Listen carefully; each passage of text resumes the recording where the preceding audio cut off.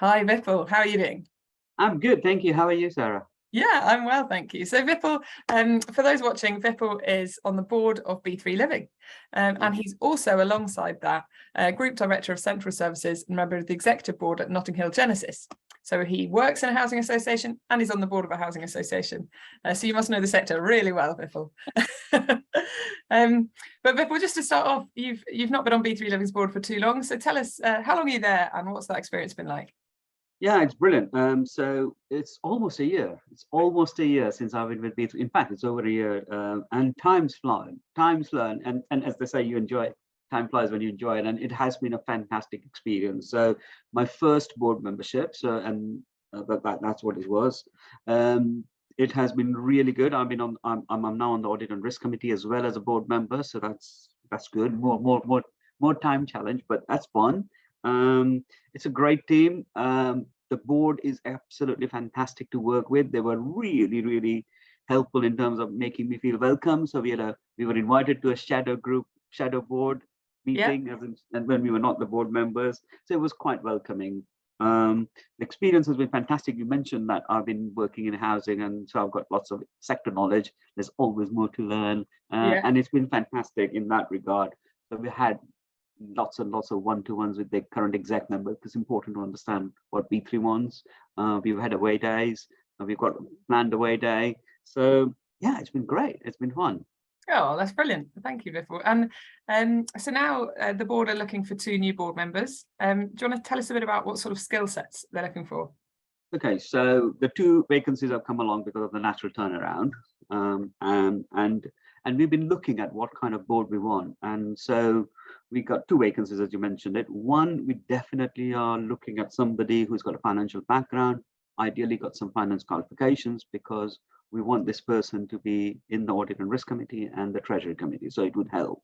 We are not necessarily looking for people from the sector. In fact, we think we got very strong background in our current board for people from within the sector. So anybody who's not from the sector is more than welcome, and we love to have them. We're also looking for the second person. We're looking for a kind of diverse range of skills, which could include development, asset management, customer centricity, whatever kind of skills that they can bring in. Again, outside the sector, that would be great.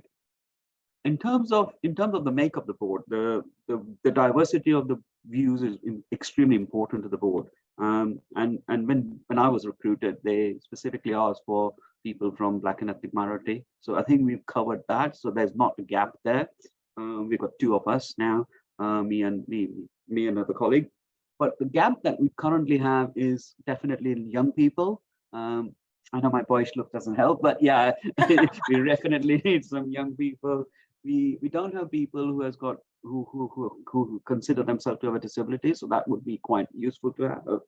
And we're also looking for people who are LGBTQ. So that would be quite as well. So that's a real big gap that we are trying to fill in. We also want people, ideally, who've got some lived-in experience in social housing. So that would be good, because that gives us the customer centricity.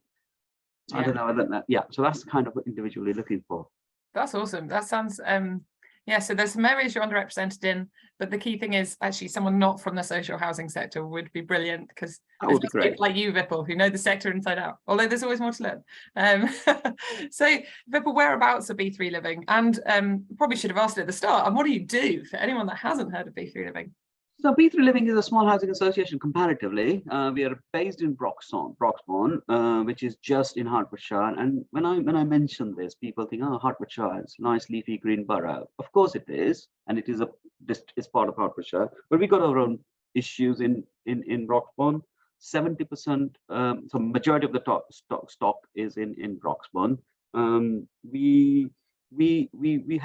We've done when we did our current strategy, we did some research, and we found out that the needs of people living in Broxbourne, and particularly in B3Living, was higher than that of the national average. So it's extremely important that we provide that extra level of support. And as you know, with the cost of living crisis, that's extremely important that we do that. So yeah, that's what Broxbourne is. We develop new homes. We've got a new corporate strategy, which we are reviewing and revising. And we've got some really big ambitions, considering the size of the borough, to build 500 new homes over the strategy period, and we are doing some great progress on it. So, and we made a commitment that 70% of the homes that we new build will be in Broxbourne. So we don't mind going outside Broxbourne, but we are committed to Broxbourne. Okay, and I guess for people that are thinking about this role, do they need to live in that area? Could they commute from somewhere else? Absolutely fine. So I don't live London. in What's the connections like, Vipul? Give us a sense of that. I don't live in Borough.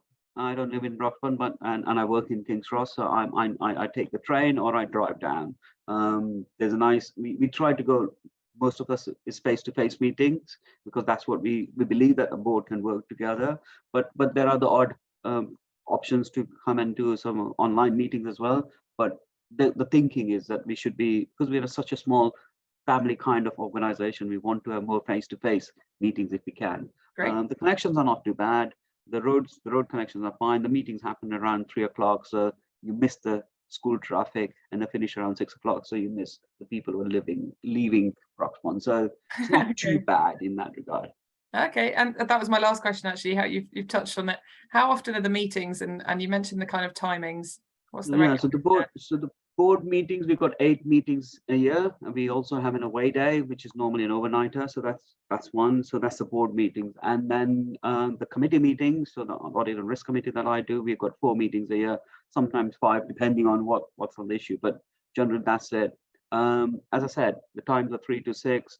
In the audit and risk committee, it's a slightly more flexibility because sometimes we have to meet quickly, which it can be done online. So that's fine. I would say a couple of hours meeting, if not, it's not much. The board meetings are 3 hours. And so Vipul, you've got a full-time role at NHG alongside this. So how's that worked for you? So I'm it is juggling the act. It's a juggling act, but if you kind of organize, and I think I am. So I've got this slot on a Friday afternoon at 4 o'clock for B3Living. That's what I do. Yeah. So, and that way it doesn't feel a lot, because if you're doing it on a weekly basis, then you don't have a lot. Yeah. And then on the days when I have to do the meetings, I tend to take leave and go and work for B3Living for the day. But yeah, it's fine at present. I'm managing it. It's brought benefit as well to your executive director role, because you get a sense then of what the board are looking for. You're seeing the other perspective. It's interesting because although people think, oh well, Nottingham Genesis is a huge organization, but there's so many fantastic things that B3Living are doing, which I'm picking and taking back into the organization. It's great. And yeah, you're right. It gives you that different perspective about taking a more corporate and holistic view. And as an executive director of central services, when I kind of have to follow, kind of get a bit narrowed down to say, oh, how am I going to get this new role filled in, or what procurement regulations I have to do? Whereas this gives me the full background on joint ventures and things like that. Great. Brilliant. And Vipul, these 2 new board members would be serving alongside you. So any final messages for people that are thinking about applying? Well, I would just say, come along. It's going to be fantastic. From my personal, I can only talk about my personal experience. I can confirm that every voice on that table matters. It's a great team to work with. The executive team is extremely professional, so you don't have to. They're really helpful, and the board feels like one big team, and one team is one of our values, and I can see that. Well, it sounds like as your first non-executive board role, you've had a great experience. So I hope anyone watching this has found it really encouraging. And the link's below, so go for it, have a look and consider applying. Thank you. Cheers, Vipul. Bye.